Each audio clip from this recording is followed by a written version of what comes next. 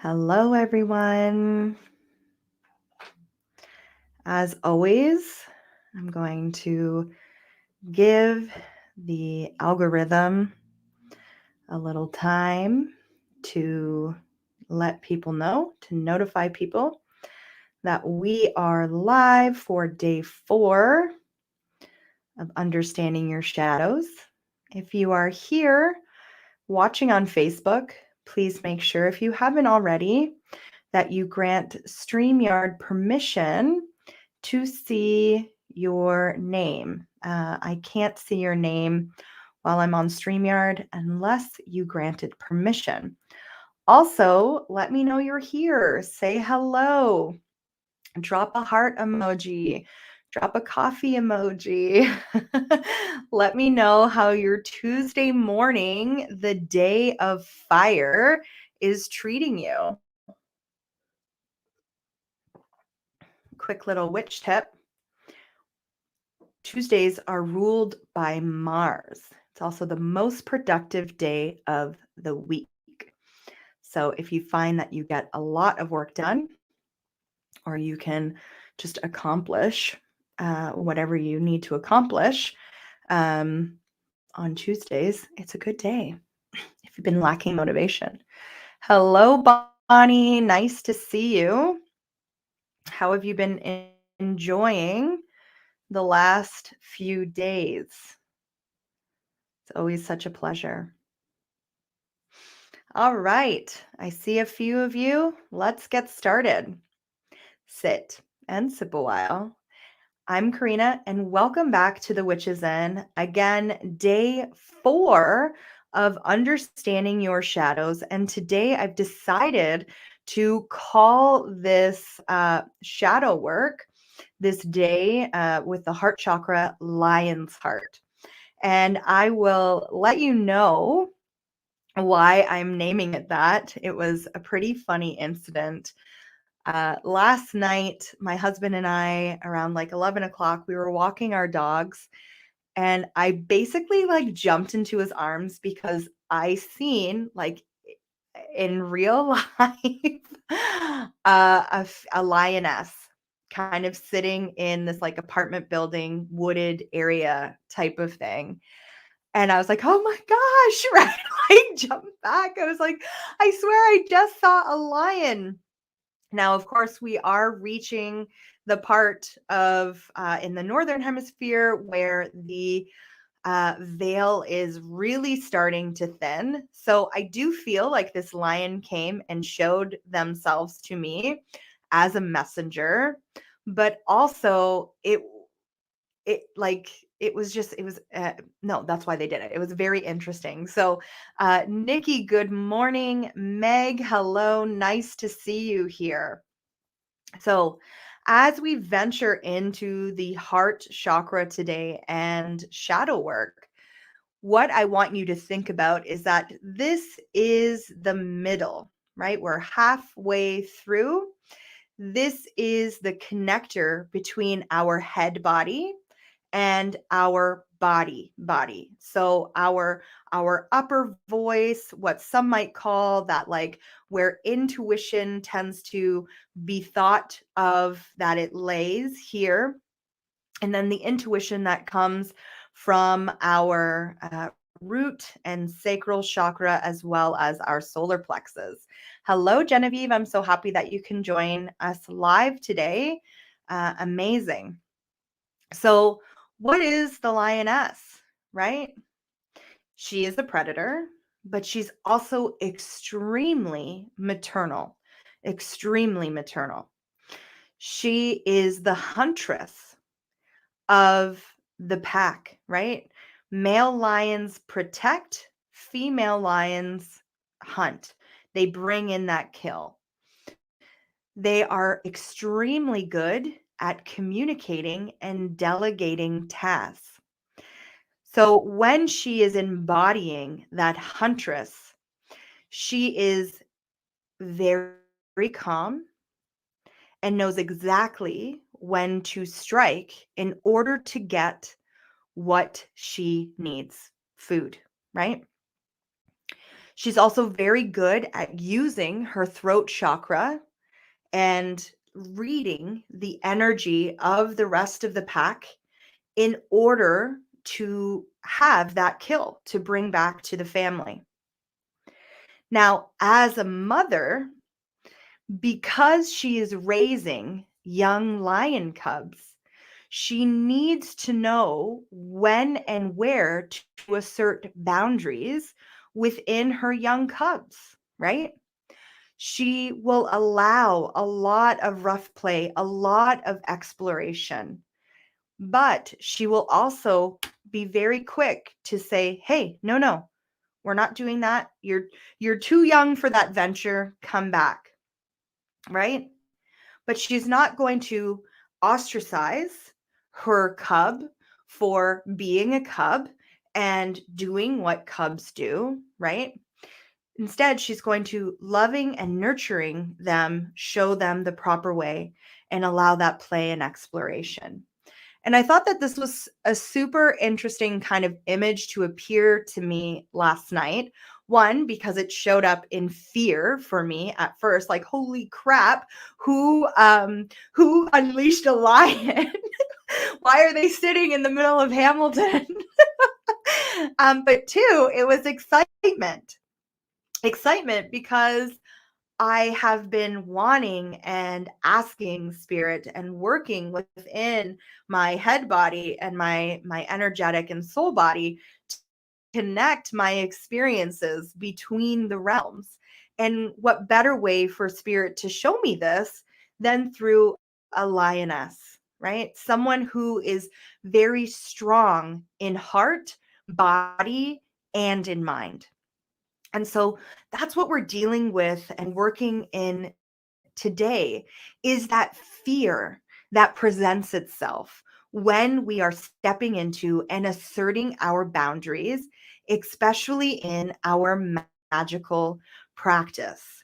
The heart of the matter is where we get to control our power, right? Are we giving power away? Are we teaching and mentoring, right? Not fixing, not people pleasing, not overextending self, but pulling that energy back, coming in and knowing that the people in our lives, the manifestation, the universe is going to show us exactly what we need at the right time.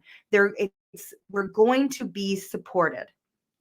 Oftentimes, within our heart chakra, I love to say that this, although our brain likes to give us memories, I do think it's the heart that sends the memory up to the brain to go, hey, I'm going to need your help. I'm going to need you to remind this person of what's happening, where we have been, what we have done, past circumstances, not to stop and not to block us out of fear, right? Although fear might arise, but to say, hey, remember when this happened?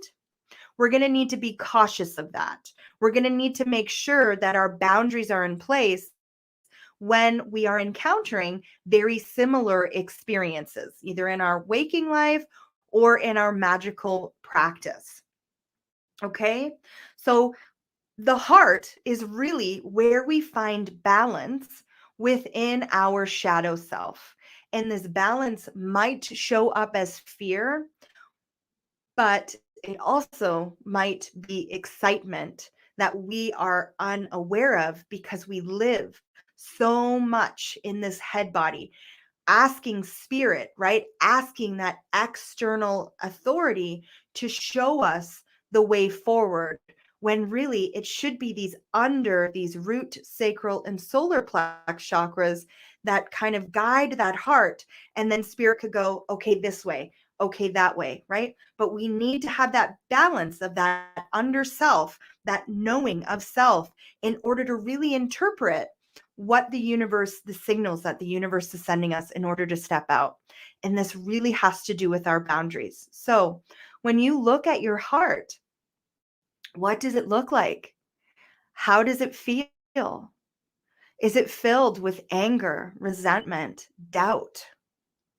Or is it filled with this, I'm uncertain of this, but I know that I'm going to make the best decision for myself in my magical practice or in my external world.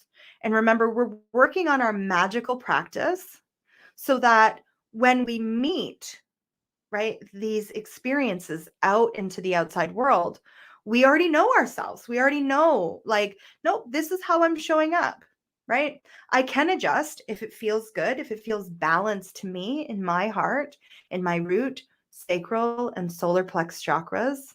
But I'm also not going to compromise to a certain extent who or what I am in order to fit in the story, the experience that you are wanting from me. Okay. So, as I said, the memory is stored in our heart. And this is why I want to tie the throat and the heart chakra together with regards to boundaries. Because if we are sitting in a place of fear in our regular lives, in that shadow aspect of self, right? In past experience, when I've spoken my truth to others or to self, it was deemed too much. It was deemed angry. It was deemed overly passionate, right? When I expressed who I was, when I stepped into that authentic self, the heart will remember that if it's been, chastised in any way, ostracized in any way. And so when we go to speak truth, when we go to call in what we want through our boundaries, right? Through knowing of self, we're going to get that hard lump in our throat. And so, in order to ease this throat chakra, in order to really step into boundaries, we need to be willing to sit with our heart and say, what do you need?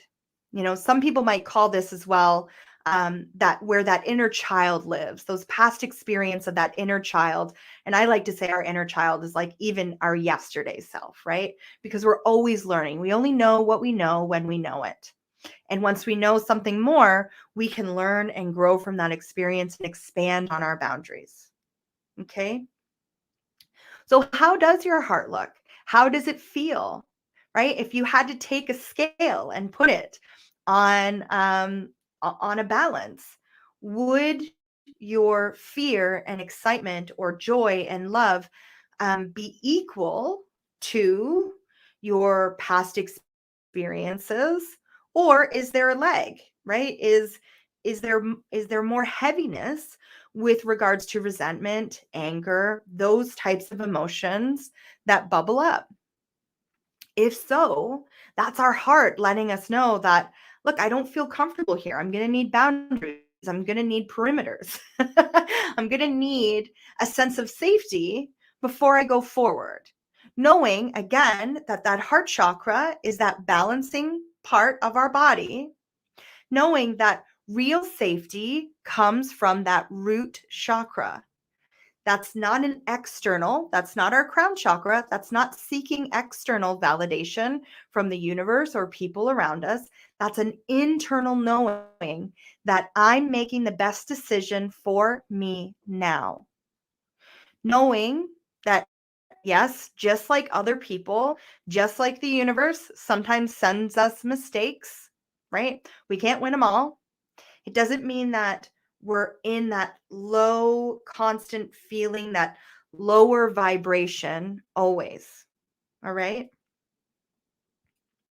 So, our heart, what happens with our boundaries in our heart is that if we have unmet desires, so we were manifesting $5,000 every single month so that we could really create a business that like was heart centered, it gave back to the community, it gave back to the family, it gave back to yourself, and you've been trying and you've been trying and you've been trying, and for the last couple months, couple years, whatever that looks like, it's not being met. That desire, that manifestation that you are trying so hard to move towards, to get towards, it's just not coming. What do, right? We start to have to reevaluate the boundaries the perimeters in which we have set upon ourselves. Maybe I am being too hard on myself. Maybe I am expecting too much from self too soon, right? Day one, day two, I said drop expectations. Drop expectations of your healing journey, drop expectations from other people, and drop expectations from yourself. When you are able to live with a heart open experience, knowing that as the day comes, as the manifestations come, that yes, you may react or respond, right, in that head body. However, those experiences are needed and necessary. When I can start to trust that my reaction or my response to whatever scenario starts to happen, then I become okay with going back. Remember, tucking that tail between my legs and saying, you know what? I didn't act in my heart centered body. I didn't act in a rooted and grounded way when I met you. And I apologize for that. And I hear what you're saying. And I'm going to take action. The heart requires action, right? Think about that unmet love that that twin flame love. You're either the chaser or you're being chased, right? If you are constantly the chaser in love, hey, love me. Hey, I want companionship. I want this. I'm molding my experience in order to fit in your experience, so I seem more desirable to you, right? Whatever that, I'm saying love, but like we can even use love in the terms of that desired life that we want. Then we're not really living in authenticity. We're living a masked life, trying to masquerade into a life that we think we want, but we might actually not want that, right? So sitting with your heart within that, we'll go back to, that $5,000 a month that you're trying to manifest for self. Okay. And again, this is just a scenario. How can you embody that lioness, right? Knowing that you are the lioness, but you are also the cub. You also have that inner child that at times was told no, when there wasn't really any good explanation for no. It just brought fear up for your parents, fear of disloyalty to self, or to the family, fear, that, real fear that you might get hurt, right? When I was a very adventurous child. My parents were very concerned that I was going to wander off and really try and find, this magical world that I was constantly looking for. I have a memory that just came forward where this would strike real fear. I was camping with my parents, when I was 18 months old, sleeping in my car seat. Don't judge them. It was the 80s. And my dad woke up in the middle of the night, and little me had gotten out of the tent, unbuckled my car seat, and was wandering around the forest. Thank goodness it was a full moon and he could see the reflection of me on the tent. That's real fear. That's a real fear that us as adults can feel for that inner child, us as parents, us as caretakers, whatever that looks like for you. That's real fear, right? Keeping someone alive. That's real fear. But can we embody more of that lioness and go, yeah, I'm going to let them make mistakes. I'm going to let them see that fault in self, right, is okay, because it's a really great way to learn how to do things in a way that's more aligned with how the universe wants us to carry out our lives, how our Akashic records have been written. How many times in your life have you been like, yeah, I've wandered down a wrong path and now I'm refinding myself? Well, did you wander down a wrong path, or were there lessons that needed to be learned on that path? And so now you can come back to your main journey, right? Your major arcana journey, and with more knowledge, with more items in your backpack, with more items in your toolkit, and go forward. It's not creating these experiences, although society would tell you, right? Although past experiences might tell you that, like, yeah, these are moments to doubt yourself, right? The brain, the heart connecting. Hey, remember this? When we aren't centered in that root chakra, when we aren't centered in our own experience, when we're living to have validation from the universe or from external people, doubt can be a huge blocker and manifestation. I don't know if any of this is making sense, but it feels good. So trusting that, yeah, I've had some really shitty experiences. I've wandered down pathways that I maybe wandered down for far too long. But what I now know is where, when that energy starts to show up, when that cycle starts to appear in my life again, that is a huge indicator. Ooh, boundaries. How am I going to do this differently? How am I going to navigate this path differently? A, so I don't wander back down it, or B, so if I am deciding to wander back down it, I know that I'm getting the most out of this experience.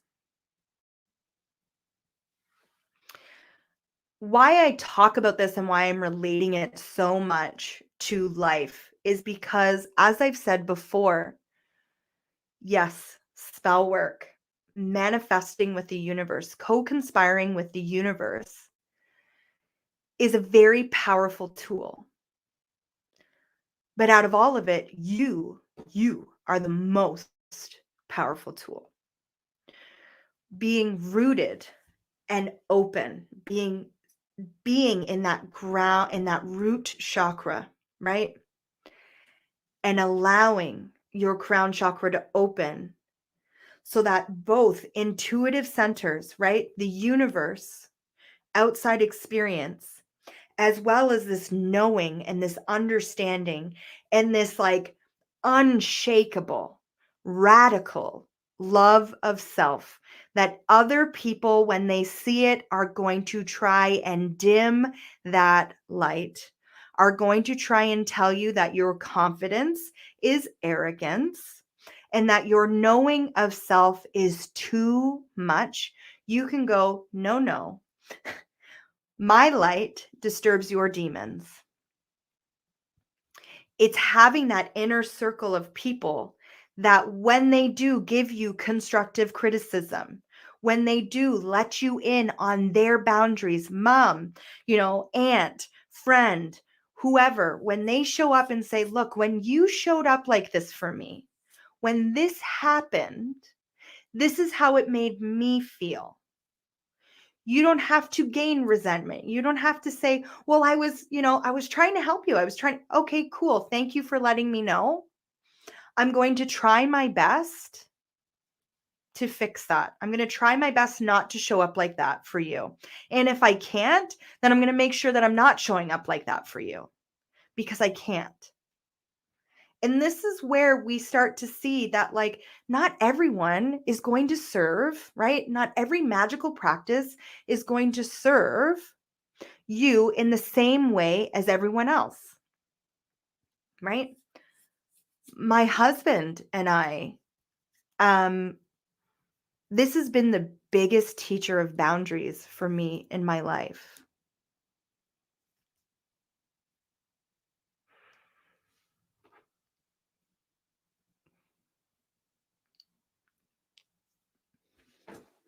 Sorry.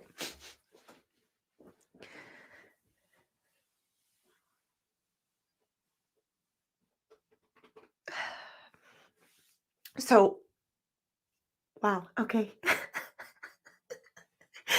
um, we have only been together for 5 years. And in those 5 years, circumstances have made our life a tornado. And within that, I have never felt more free to find and be myself, knowing that he would be there just to see me, how I needed to be seen. And although that is very much his personality, it's also because I made a commitment to self that when we started our relationship, I was not going to keep any of my shadow self away from him. I couldn't. The circumstances in which I was living, I needed to be able to express myself to the fullest extent, knowing that this was my need and my want, and that he wasn't going to be able to fulfill all of that all the time. When I was in a really large grieving process in my life, I wasn't just grieving the loss of a few loved ones. I also started to have grief, right? And this is grief lives in the heart. It lives in our root chakra as well, but it lives mainly in the heart of past experiences, past relationships come forward. And the things that I was able to express to him about past relationships, saying and having that security to say, look, this has nothing to do with you, but this is what's coming to the surface for me. This is the grief that's coming. This is the doubt that these relationships bestowed upon me, that I took in and I made my own. Just having him listen, right? Telling him, I don't need you to fix this. I just need you to listen. And if you do feel like you need to fix it, please let me know, because that's going to make me angry. Because I don't want you to fix it. So I'm going to find someone else to talk to you about this. But I also need you to hear this, because although it might hurt you, it's not my intention. And I need to work this. I need to work this out with you in some way. If I didn't know who I was, I would have slipped into past patterns of creating mistrust within my relationship, and actually reaching out to those past relationships and being like, hey, I need to work through this with you. No, it's showing up in my current relationship, this past experience, because it's something that needs to be dealt with here in the relationships that I'm forging now. And so I had to become very uncomfortable with the experiences that I was having, become very uncomfortable with the voice that needed to come forward, with the heart memories that needed to come forward in order to manifest a stronger bond with self, but also with this person that I am curating a life with. And it wasn't always easy. It isn't always easy. You know, I made a post, I believe it was way back in February, that I got very comfortable with telling my husband, I'm not happy. I'm not happy right now. And I don't know if there's a lack in our relationship, or if this is a lack in self. And so can we talk this through? Can we argue this through? Can we know that things don't need to be perfect in order for us to have a meaningful, loving relationship? And it's been a journey. It's been a very big journey for the both of us. I mean, I'm speaking solely on my experience. I'm not, my husband is a very quiet to himself person, so I'm not going to try and speak for him. But it was within this relationship that I was able to really see that trust and understanding of self, and that authority and power that I had in my life, and how compassionate and caring I truly am to the people around me, while seeing that in moments of my marriage, I was trying to people please, I was trying to fix, and I was trying to control situations. I essentially was an energy vampire in my own relationship at times. So, knowing this and coming into a deeper sense of self, owning that lion's heart, that yes, when I react, there is a very good reason why I'm reacting. It might be because of past experience. It might not have anything to do with what is coming forward at me at this time, right? But I also know myself enough to go, I can't, this boundary, I'm not going to be able to meet it. So unfortunately, I'm going to have to walk away. I'm going to have to become the witch. I'm going to have to become the villain in this person's life. And you know what? It's going to be what it's going to be. What's meant to come to me is going to come to me. So today, as you're examining what your heart looks like, what these boundaries look like coming from that lower body, that earth body, and start to manifest up through your throat chakra, right? As intuition starts to come through your crown and third eye, and as intuition starts to bubble forward through that root, sacral, and solar plex chakra, allow the heart to tell a little bit of that story. What character am I playing, right? Yesterday's journal prompt, main journal prompt. What character am I playing? What character do I want to play? What role am I ready to step into? Where might this affect me? Where this might affect others? Is this an obligation, right? As caretakers, I have been a caretaker in my life. Sometimes we are obligated to things. Sometimes we simply just we don't have the time, right? And as much as people say, well, you need to carve out time for yourself. Yeah, that's great. That's nice. I'm the time that I'm going to carve out for myself is going to be knowing that I'm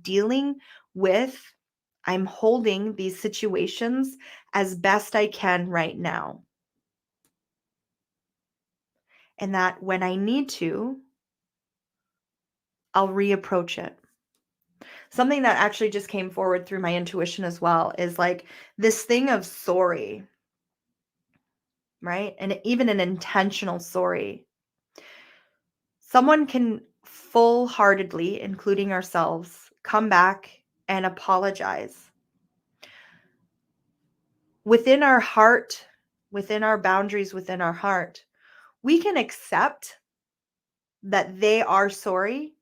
However, we can also say that, like, I appreciate that, but like, you're still not welcome here.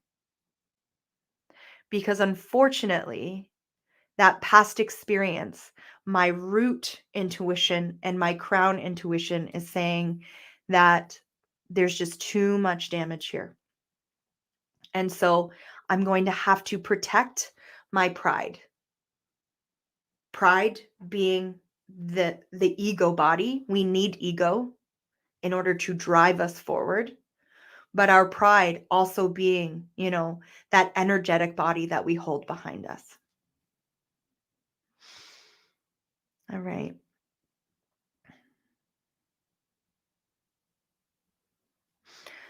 So as we move forward today, I want you to think about your lion's heart. What does that look like? What does that feel like? What do throat boundaries and heart boundaries, how do they connect? How does your earth body, your energetic body connect with your head body? How can your ego and your id, right? That driver and that compassionate heart work together in order to create balance in your life? How's everyone doing?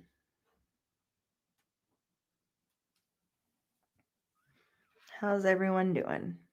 It's a lot.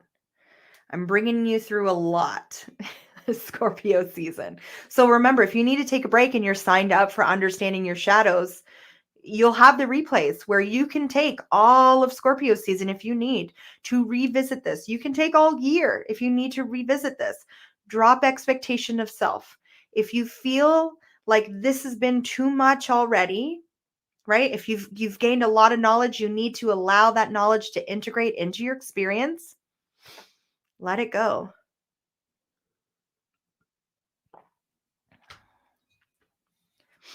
Genevieve says that that was a hard pill to take, but honestly, you spoke to my heart.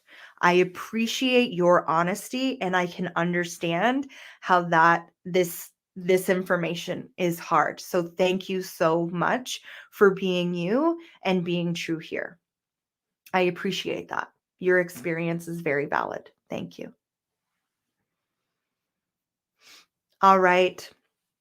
If you are ready to step into a pride of other folks and witches who are looking to dive into that witch archetype, who are ready to not just feel and do this work on their own, but are ready to work in a community in order to birth an unknown self, please check your email, Awaken the Witch Within. I have given everyone who has signed up for Understanding Your Shadows a coupon code that you get 50% off the experience. It's a 5-week experience. If you're having any trouble booking, or if that 50% off is still something that you're like, I just can't do it, we can talk about a payment plan. Okay. I want to thank all of you so much for joining me for day 4. I will be sending out replays and journal prompts, tarot cards, and crystals very shortly. And continue to let me know how this experience has been going for you, because it means so very much to me. So until tomorrow, I will be live at 11 a.m. tomorrow. Thank you for your patience with waiting the extra hour for me today. We will be working on that solar plex chakra. Joy, we'll be taking a breath. All right, everyone. Enjoy your Tuesday, and I will see you then. Bye.